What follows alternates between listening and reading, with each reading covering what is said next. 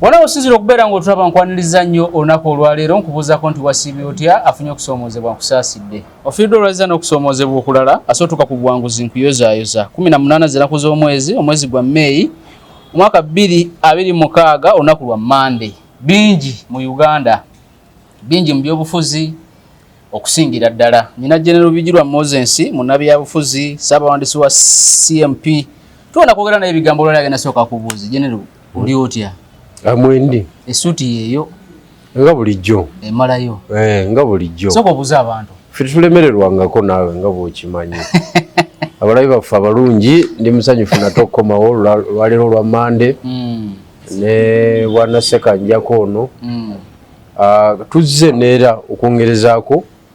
ku mboozi tubadde tuwayanga wano okumala ebbanga. Ezimu mugenze muziraba zituuseewo, ezimu zijja kujja mpola mpola mu maaso awo. Ezimu twapredictinga bubi naye nga kyonna kyekiri ebintu bye tuzze twogera mu birabye at least 90%. Naye nake waŋŋamba nti jjajja we yafuna fayiro Anita Mongi yamutya ne mmawe yennyini n'amutya bonna n'abeekengera. Kakati si we tuli sebo we tuli. General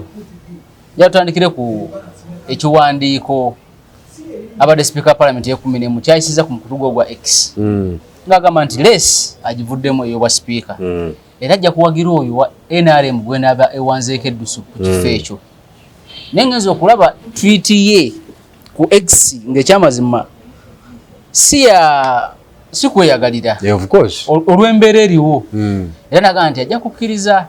n'ab'ebyokwerinda CID n'abalala okukola interrogation okumubuulirizaako n'okumunoonyerezaako ku buli kimu. Speaker Mongi akkiriza leesi agivuddemu. Speaker Mongi yadde talina alternative. Yabadde alternative 2 naye n'oputingako kugivaamu esinga omukolera. Esooka yabadde ki? Alternative 2. Ekisooka yabadde asobola okufuuka opposition presidential candidate. Yadde kisoboka? Nga Mama Mbabazi. With immediate effect. Bakandidate bwe bateba bakola. Okitegedde? Kati naye eyo situation okugigendamu abakkiriza okufiirwa buli kintu. Ebyobugagga byonna abakkiriza bife. Ekyokubiri abakkiriza okuzimba emikwano emipya. Ekyokusatu abakkiriza okubeerako mu kkomera okumala akabanga. Okitegedde? Kati consequences za presidential candidate, opposition presidential candidate yazitidde. Option yabaddewo. N'asalawo n'agenda naki ne simple option eyokukola tactical withdraw ng'omukulu we yamusabye ave mu race. Ababutakola ekyo yali badde asaanirawo ddala wadde nga yasaanyewo politically naye yali badde asaanirawo ddala including death kubanga nali wano ne nkunyonyola authoritarian regime as opposed to dictatorial regime. Authoritarian bebalina obuyinza. Authoritarian regime tebeera absolute dictatorship. Ebeera a hybrid dictatorship. Obwana kyemalira obulongooseemu. Si buli obw'abaamini. Si buli obuli absolute. Buno bubeera ne constitution, bubeera ne institutions, bubeera ne procedure. Kati mweyo embeera kyebaliko ku Anita Mongi tebamupasuwinga legally. Tebali mukola kati. Bamupasuwinga politically. Era bwe baagala kintu eki for her to drop the ambition of speakership. Era yekikoze kubanga bwazidropinga kitegeeza nti ne future ambitions ez'ebifo ebirala aba asigadde aba takyabisobodde. Kyova olaba nabo kye baakoze mu sayansi w'amaanyi ennyo tebalina fayiro eri ku poliisi wonna, tebalina fayiro eri wa CID, tebalina fayiro eri wa IGG, tebalina fayiro yonna kati babikola tebalina search warrant bebali mukole kyenyeje politics they playing politics chongama nti basaachinga tebalina search warrant goina yo ka application konna ke basabyo ba mu court babiki akasearch komanyiko kubanga okusinzira ku power ya social media eriwo twali bade tukitegedde nti high court yejindi oba magistrate court yejindi yaishuinze kaki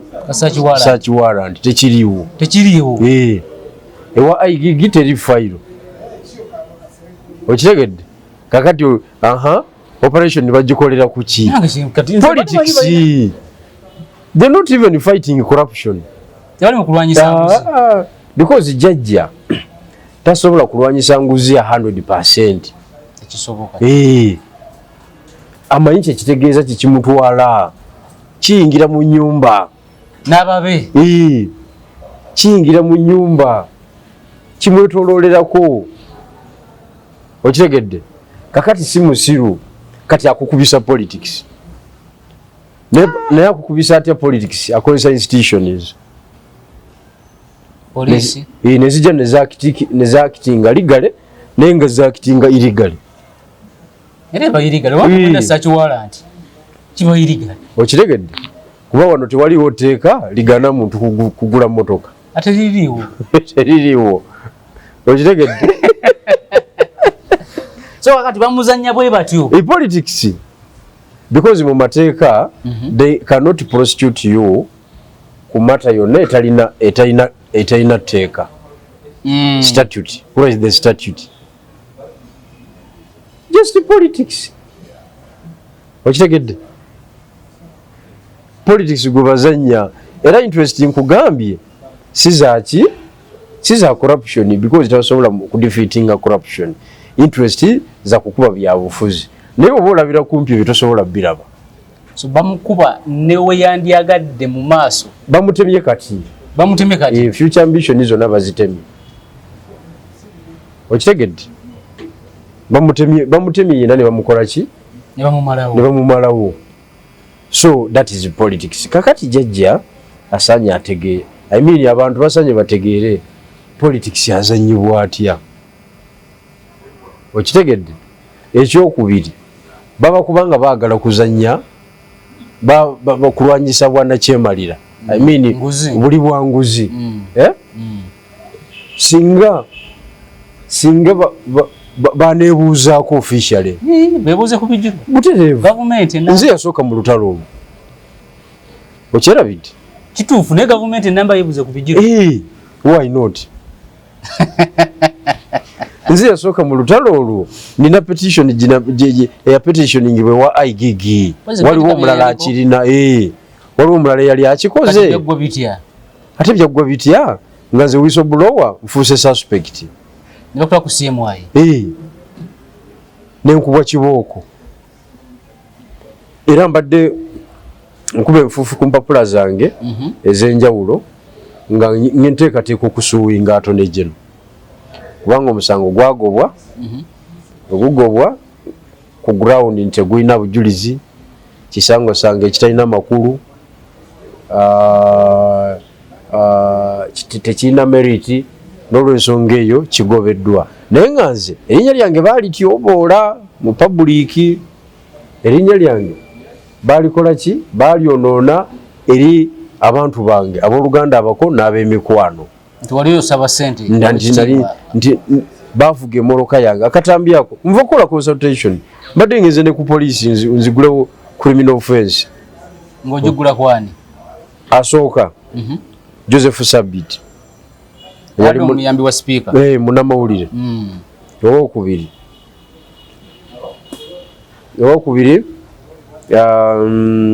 eyali ayogerera poliisi eyo bali bamuyitaani laba erinnya Luuku asiru Onyango yali ayogerera CID Albert Twine Albert Twine so abadde ku parliament yawo akyaliyo sawa yonna ngumukubya kati Sabiti ate yengo omuvunaana ki anti Sabiti ne Sudiru Lupereri omugagga naye anti emmotoka yange jjukira bankwatira ku Golden Tulip woteri eri awo njiraba Kimbanga wa aha ne banteeka mu kabangali ya poliisi omusirikale omu n'avuga lubaluseewa yange ne tugenda paka wa Kibuli tutuuka ekibuli drone ejja banteeka akakutiya ku mutwe banyingiza banvuga banzijawo enkeera waliwo omuntu wange yajja okundaba ku SIU ekireka n'aŋŋamba emotoka yetrendinga bagisanze ku kikomera kya Nite obadde ogenze kutegula nembagamba etrendinga etya nti ate obudde bulayika bwa kiro wakikoze kiro nembagamba bankute misana saawa 10 okiwulidde ate navudde ntya mu kkomera n'enzija ngivuga sobo kye baakola kugivuga ne bagitwala ne bafuna ka recording yako ne bapostinga ne bakaweereza abanuupu nabo ne bajjanjawaza omusajja buno adde agenze kutegula ki sente kati that is defamation, that is blackmail. Tosobola blackmailinga bw'otyo omuntu, fabricating evidence. Musango gw'amaanyi lwakuba penal code sizze nayo naye I think section whatever section 45 fabricating evidence it's an offense. Yeah. Okay. Defamation. Tosobola kumpostingako, tosobola kupublishinga mawulire ago agukulinnya lyange. Nina abaana, nina omukyala, nina okubukoje namuwasa, nina mikwano gyange nga onkuba bulaka bwetyo ntwadde ogenze tegula kasente. Kakati kyekiseera kuba kati lulimbadde sobola kuwaaba nga balina amaanyi. Byebyagundi byagambye Anderson Bulolo manyi naye yakiruza bwe yageza kukuba endulu ku byenguzi gye yakuma yakiraba yatuukayo ku university yatuukayo okiwulidde kakati kekadde fayiro yange njikubeko enfuufu. So ogenda kusuwinga sabiti ng'omuntu osuwinge Sudiru Lupereria Albert Twine bebo ate Anita saakiraba kuki ku page ye saakalabako kati bino byonna yevuga emmotoka ojja ku golden trip biki sabiti yabirimu sabiti anti yali coordinatinga Joseph Sabiti kana mawulire kali awo kava ggulu eyo nkamanyi kakati engeri nabo gavumenti yabo gyayise yo yayise gavumenti yabo engeri yayise kati consequences zikaziveeyo. Tosobola ku blackmailinga munno bwotyo wakiri kolamu ebya bulijjo werekeremu ak'obuntu naye n'okola fabrication ogono musango n'ofumbirira obujulizi tekisoboka busobozi. Sigenda kutuula Sudiru Lupereria yapostinga kati yakingiramu atya yapostinga video eyo kati kooti yajja gibuulira yagipostinga ku interest ki nze byobugagga bye saagala bimanya. So gwe omaze onoonyereza ebyobugagga Anita Mungi byayina gwe evidence gye wali oyina nti muli wanguzi fe evidence gye twalina tiyali ku bya bugagga yali kuki yali ku bya wali entambuza gy'atambuza parliament fe wali ensonga yaffe kugula motoka za speaker za milioni 5 buli emu bagigula 1.2 billion. Zino benzi zaabwe zibadde bavuga ezo benzi za wansi ne Land Cruiser ezo emilioni 5 bazitika 1.2 billion mbye mwaliko okiwulidde fe twalimu ebyo okusikaminga sente mu ba PS okiwulidde kuteeka sente mu budget 2021-2022 yawagikamu bilioni za 3 mwali mumaze biraba amangu ago bino bibaliko olwaleero kyovula bankugamba nti jajja mubanja ni mubanja kubanga ali mu intelligence yange mwakolera namanje kitegeeza kyoyogedde omusajja consumer wa intelligence asookera ddala ate akolere mu intelligence eyo gyalimu ate kati alinawo ekipya ali mu intelligence yange okiwulidde olutalo nalulwana ne balundekerera nakuba emiggo nenkuba kibo nze nengenda ku CMI ngenda okudda bagenda okutwala mu kooti okutubulya charge sheet nga computer misuse nga kyekiriko kasango ninga nkubiddwa gwa kuba kawa n'abalala bakuba atwakuwa bangi twali bana mwali bana twali bana kakati njagala Sudiru oyo tusinkane mu kaguli ka kooti kati Sudiru yali abiyingira mu oba mwali ku mubine eno simanya mbu apangisa sente mpitirivu ku Kingdom Kampala n'ebirala andi kakati Sudiru tomumanyi bali bakamukolerako ka renewal ka contract ya Kingdom jukira Kadaga agenda okufuluma nga ina contract ezimu za wanvuiza ezimu nga zikyaganye kati ya Kingdom yali ekyakoze eki yali ekyaganye kati onagirenewinga era yasikayo sente nyingi omukolera renewal kati nga bamukwano nnyo gomeje kitegeeza okwongera contract y'emyaka 5 kizimbe kyo parliament esasula milioni nga 6 buli mwezi okupangisa ate nga government yamuwa ettaka ne muwa ne sente n'azimba yes okitegedde kakati wano ebintu byokwogerako bingi so Sudiru Luperere yawooli wona empapula za kooti zikola ki sawa ina bakusuubinga bino si byebiri bye mutiisatiisa abantu ne mugula abalamuzi. This is a political matter, tujja givuga politically. Anti batuka mu kooti biba by'amateeka bulungi nnyo ate baloya bange nayo bamalayo tujja kutunga naye sebo enkuba gye nakubwamu enankanyi kusemwayi nenvaawo nengenda ekitalya ne bansiba n'abasajja abatta abantu ng'ogugwo gwakwogera mazima ne bansiba n'abasajja abatta abantu nensangayo Kanyamunyu aliko omulambo nensangayo Beirifaani Beirifu oyo naye yali yatta omuntu Beirifaani musajja gwali gunene bwe guti bali baguyitaani nja gujjukira gusoga gweyo waffe musoga we waffeeyo nengo ne bansuza n'abatemu nga gwe tolina musango guli awo computer misuse okiwulidde kakati ke kaseera maye obuyinza teba bwalubeerera si bwalubeerera nakyasobola kati fuluma wakaawe era masini zenzirabye bazitoweezi abantu badde beerolera bwerolezi masini nzirabye bazifulumya ebikomera eri n'ennyumba gye bamufulumizaamu ekikomera ey'ekigwo endabiramu ziri bulletproof geno bijirwa ate kati bwe mumanyi bwe mubeera eno musakira mawulire Lubaga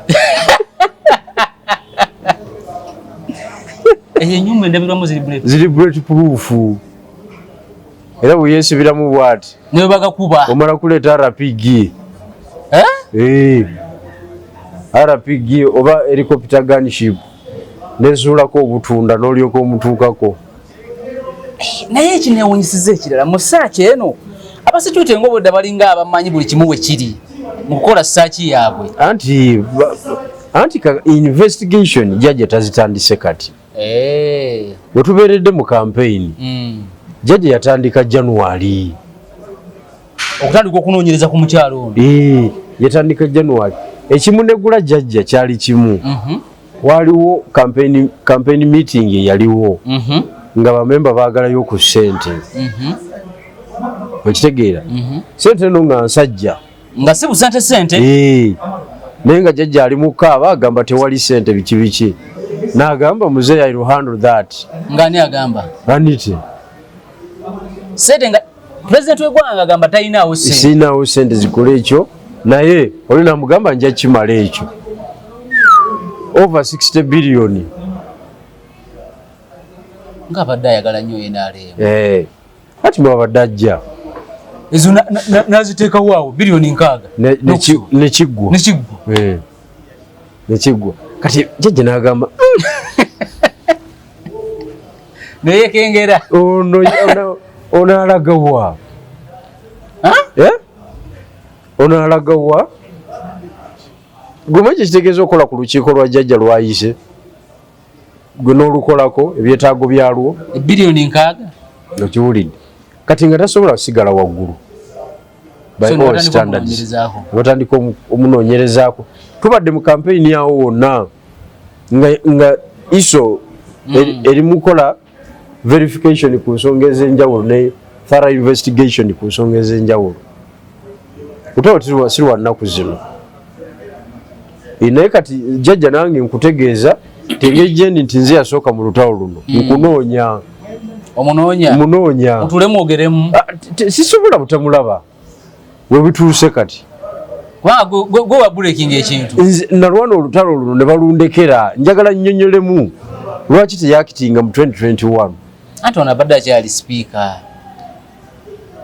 eteeka tewaliwo balisasamaza eggwanga etteeka lyonna etteeka sebo constitution egamba no one is above the law we are all equal before the law okujjako president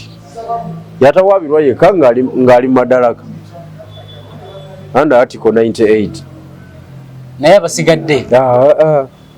era sebo osoma article 2 ekulaga nti the constitution is the supreme law of land era tewaliwo tteeka ddala linaabeerawo nga likontana n'ensemateeka eno ne likola lijja kubafu kati zino sente ze boogereza mbu wabadde akukusa ssente n'ebirala zizo zibadde zivaawa anti kakati bw'obeera mu kifo kya gavumenti ng'oli muzannyi kuba bino byonna ani tebyabadde atuuseeko nomale tosobola bifuna kunomo income tosobola oteekwa kubanga oli muzannyi so in short abadde muzannyi kati omuntu abadde omuzannyi toyinza kumwewuunya ng'akoze kino n'akola kiri okitegedde abadde muzannyi era njala okutegeeza nti firimu zonna azizannye however kyenjagadde kwani tekiri kimu omanyi omuntu tabya mubi yenna abadde bamutuukako agaggawaza abantu nnyo bangi bakyusiriza obulamu yakyusiza obulamu bw'abantu alinga General Kale Kayihura bwe yali akyali IGP mu byonna bye yakola ebibi yakyusa obulamu bw'abantu okitegedde kuba mulimu abantu baffe nga bwafuna miliyoni 5 obulamu babukyuse bwekiri obulamu bwe bwonna niwabaawo ow'ebikutiya kati ani tekyenjagala omwebazaako ate wekiri bakadaaga kyataakola naye alaka yagaggawaza yabatinitini nze ngwaye kyataakola kadaaga yalinga agaba bifo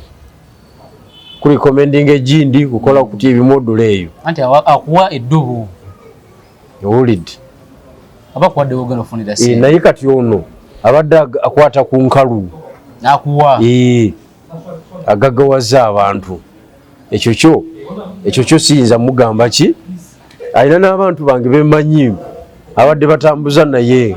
nga batumbiiza ne bamalayo ekyo kyo kisobola muwaayira naye ebisigaddewo byonna tugenda kukola ki tukkiriziganye kkiriza obagaana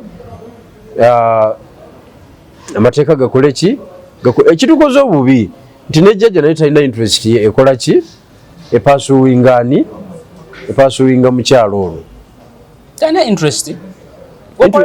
operation zino zonna zebakoza interest ya byabufuzi si amateeka amusala muliro gwa byabufuzi muliro gwa byabufuzi si corruption otherwise singa whistleblower akoze ki singa ofisi ya gigi yeyogera ina obuyinza obwo anti ziri sister agencies zijja ne zijiyambako obuyambi okujjako kati ng'embeera bweri nti gigi asolvayo naye luliwe bibadde nga tekisoboka anti kati kyekyanemesa okuwaaba nga tekisoboka kyekyatukubya emiggo mu ripooti ya mumajula wa gigi betikamya by then betikamya twamutwalira petition erimu ensonga 10 n'ezo a well researched document nga twagala akitinga accordingly. Response yengeri ki? Yaloopayo ffe abaatwala ensonga ne tunyweebwa yatuloopa mu buloopi. Poze yali akulira CMI era yono mulala wabanga ne meeting yabadde Entebbe wa CMI yabaddemu meeting eri Kadaga mwe yerangiridde Anita Amongi buli omu okuloga munne. CMI director ISO I think ne deputy CDF inawakungu wa UPDF abalala awo of course ba general ISO tebabulawo awo. Olukiiko lwadde luzitowa bulungi mulid neki yakoze ajja kukola ki ajja kufiisawo byabafiisizaawo basobola ebimu bibowa ebimu bajja bibowa ebimu atwala akabanga okubyedizibwa naye kiyakoze ekyo kirinawo ekimupushinga okumutaasa. naye kati etrillioni 10 zibula buli financial year ono omukyala wabanga tute ssente tanabatwala trillioni ya ssente neziri ezibula tebazinaako obuzibu bakipise nnyo yine emmotoka ye bilioni 3 gye babadde omukazi gye yagula ku ssente n'ebirala. Kakati obuli bw'enguzi tekyetaaga gamba nti otutte muwendo bwe guti. Obuli bw'enguzi kikulu kiri kimu wazitutte ati natwala naye era satwala kyamaanyi. Amateeka tegakolera ku exceptions module eyo satwala kyamaanyi kati gwe bubbi kibwomanyi obukkirizibwa mu mateeka nga bwobukola oba tojja kukola ki kuvunaanibwa tebuliiwo. Therefore she's reliable. Tusobola omulako eruzira Amongi waba ali mukozesa bye bayita gumite n'ategayirira ajja kugirinya ebbaasi kuba ndabye ku X nga gino mwozaga nti tasaanidde na kubeera mubaka wa palamenti webbukeddiya. ekyo kyo ekya General Muhoozi abadde awo opinion abadde awo opinion but legally tekiriyo ekyo because legally kiraga nti Anita alina right okubeera omubaka era yalondebwa. Kivula nabo bamubaze nga awaddeyo ofisi y'obwa speaker ali ku level ya ordinary MP ne bamunywera awo. Naye ababaka ba palamenti nalabye obunanfuso buli mbaka ba palamenti ababaka ba palamenti nga bagamba abaali bawagira Anita Amongi nga bona baduse emukono ewoboth Dombo agamba nti Pierre yekyeyogera nenale mu kibeera eyogera Pierre yeringi eruteddayo nale andi kakati Pierre omukulu agizimba General Museveni agizimba nga we yazimba SFC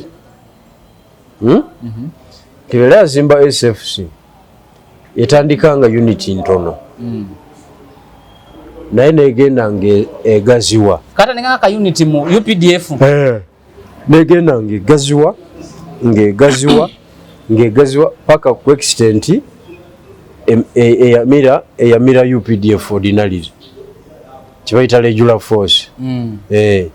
So kati Pierre bali mujikola kati Pierre nayo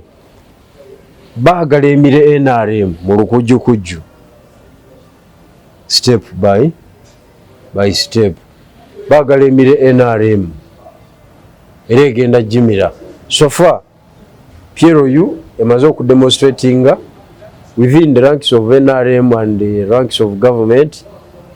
as a force erina jajja nani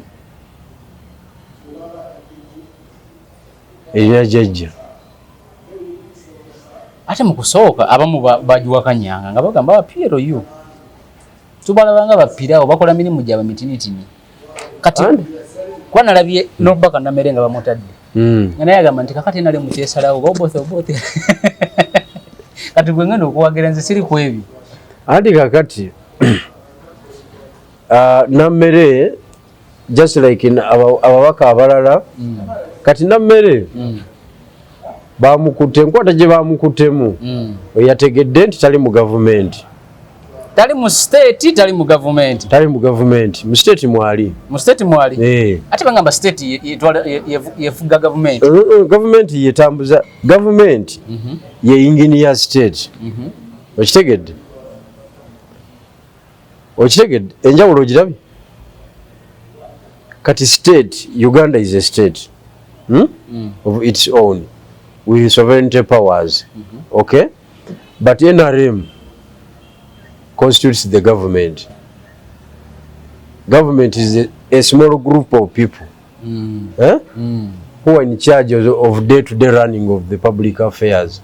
over running of the government affairs akatimu akava mu masiga ameka asatu kati nammere yategedde nti takalimu kakati nammere yategedde nti walina okubeera wewali naye saako akatebe ke yatuulako nambaga nti nammere yadde agent nga yasindikibwayo kubega mu kyalo ono nti era information yemweraka yagiwadde abasajja bano nammere bamukubyemu empi 2 byonna n'abyogera oluirumu 2 bamukubye empi ezi byonna n'abyogera n'agaana sijja kubwa naye nga agadde agamba ligumite ate aligumite stoke empya 001 manchi kitegeeza baginafuyiza empi 2 bamuwaluddemu empi 2 n'agamba naye manyi kino na kino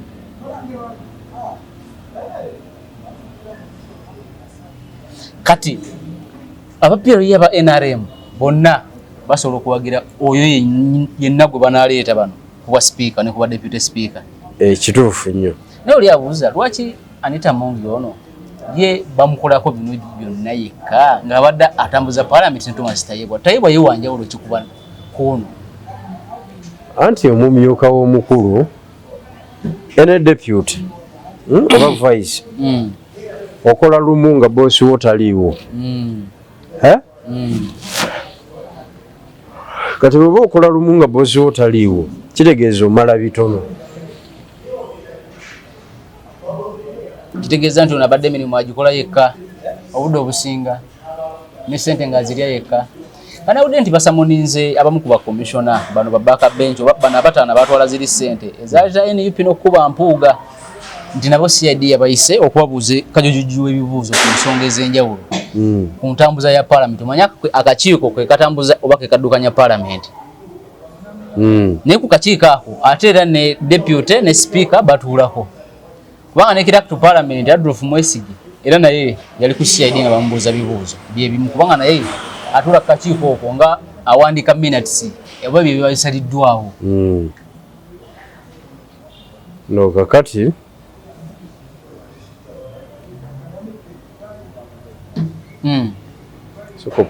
sokopozinge mwawo jeno bijibu bane kyagamba lwaki amongo yoka gwe basonzemu olunwe osanye otegere Among beti amini adeti Among badeti tomubalanga individual obala institution abadde operatinga nga institution kubanga ekimuvunaanibwa ekituufu ku building capacity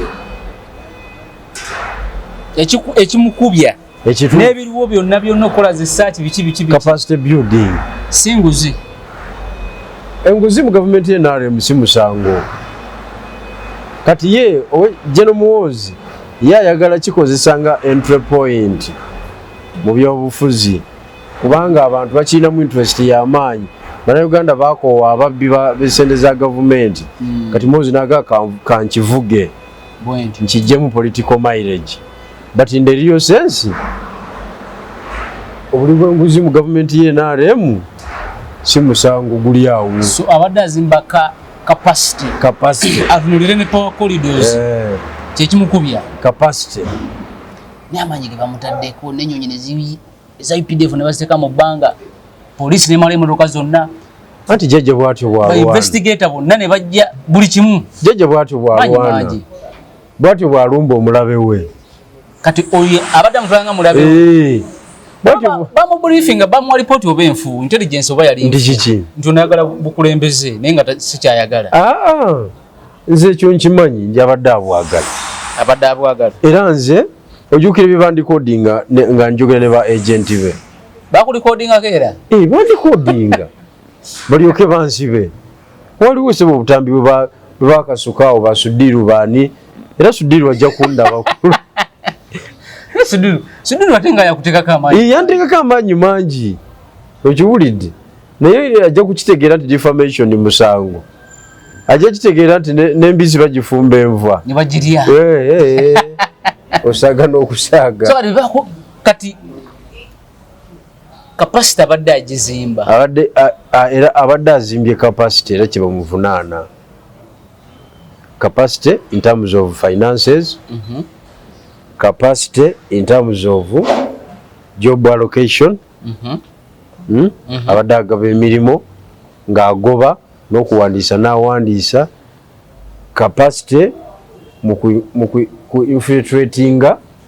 government system of government yonna agencies zonna abadde yaziyingiramu. Okiwulidde kati yabeera semijajja within the same government. So jajja balina omukubanga wanakuba besi kyobala basitula ne helicopter neyambuka mu bbanga akulaga amaanyi asitula ne helicopter. Okiwulidde capacity naye mujajja otute bilioni 5 tekimulya eyo si nsonga naawe naye kati gutunulira entebe ye ogenda nti njagala bukulembeze kasita afuna intelligence ku ekyo wamma anita mangu kubeera ku mukolo gwa General M Kendoza bali mu hoteli emu mu Kampala n'agamba nti ye kisooka tagala bwa president ekyokubiri ajja kukola ekisoboka kyonna muweze okufuuka kyalina okufuuka nga naye addooza amaze ofuna intero ebyo byonna byonna yali mu kwewozaako naye omululu tegubadde mungi teyakozeseza omululu speedi kisanja kimu kuba sipiika oyagala obwa president anti civilian yenna abeera mujega civilian yavuluba n'ebyokulya omululu civilian yaba alowooza entamu y'emmere y'omulumbe agimalawo bwomu olw'okuba enjala emuluma alyako ekitole kimu nakkuta n'agwa wali. Okiwulidde basivilian bwe batyo babeera so omululu ogwo abadde alabanga ekintu asobola okukitwala basivilian bwe batyo babeera naye kakati fe abaludde mu ntalo zino njala okutegeeza nti olutalo we lutuuse lunyuma esaawa zino ate lunyuma lutya lunyuma owa NRM yakuba owa NRM mu opposition mukirimu nze nkirimu gwe kirimu kwa wakitandika ne bana balaba kirimu kwa abalala mpulidde waliwo opposition abamu CID erabye eyise nkugamba badde babba naye kakati abalala bonna ebyobufuzi levu kwe biri olwaleero bw'oba toli jeno tosobola kuzannya kati jeno mu byobufuzi jeno mu amazzi mawanvu kati getuwugiramu wawugako wa aba swimming pool wano temujja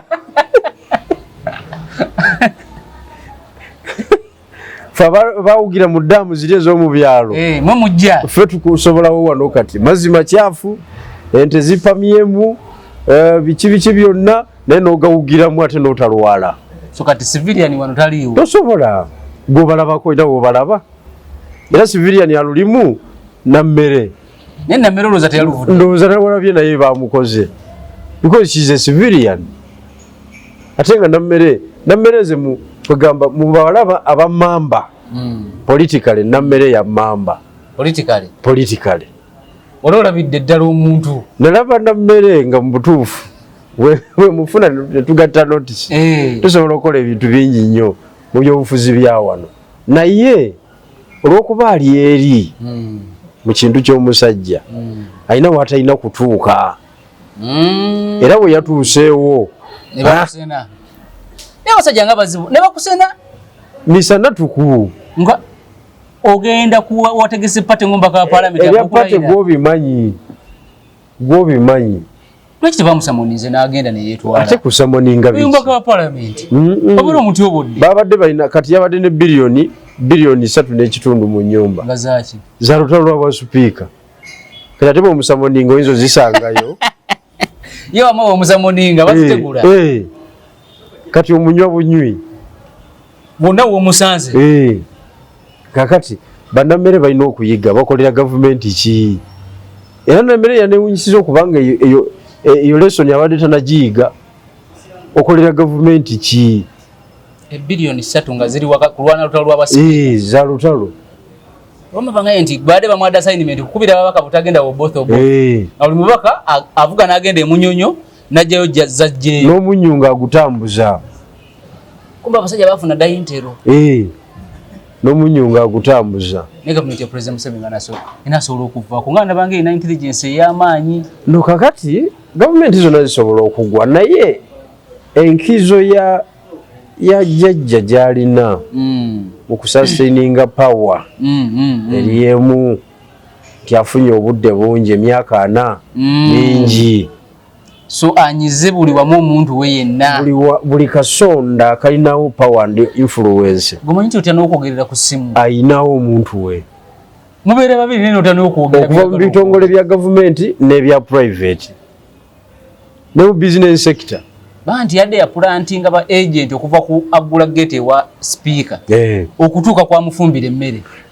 bonna balipootinga kakati ate abasirikale babanga bebakukuuma bano basenyonyi bano tuli mu opposition nga abasirikale bakukuuma ate n'ogamba nti oli seefu mu byama bya struggle ng'oliko IO wacha wewe wacha musiruwaze bantu balala nenalabye ekirala ekizibu jeno bijirwa Kadaga lwaki olutalo namungi taluleka omu kuyasinza okuwa lipooti embi kwa Amongi natuka n'omulangira obulugo kakati ebintu bya Kadaga bukyobo olina okumanya kiri kimu lesson gy'olina okujja mu kintu kino lesson zinyingi naye mukuzo nti twakava mu lutalo lwa General Museveni ne Kadaga olwatinta kuseeke neri ku parliament kati tuba twakava mu lutalo olwo Kadaga bamukubye beyond human repair just after 1 year not even 1 year some month Kadaga atula mu meeting egenda okulamula nti gundi conflict of interest yagitunulira jajja nze ekyo zisagala kitunulira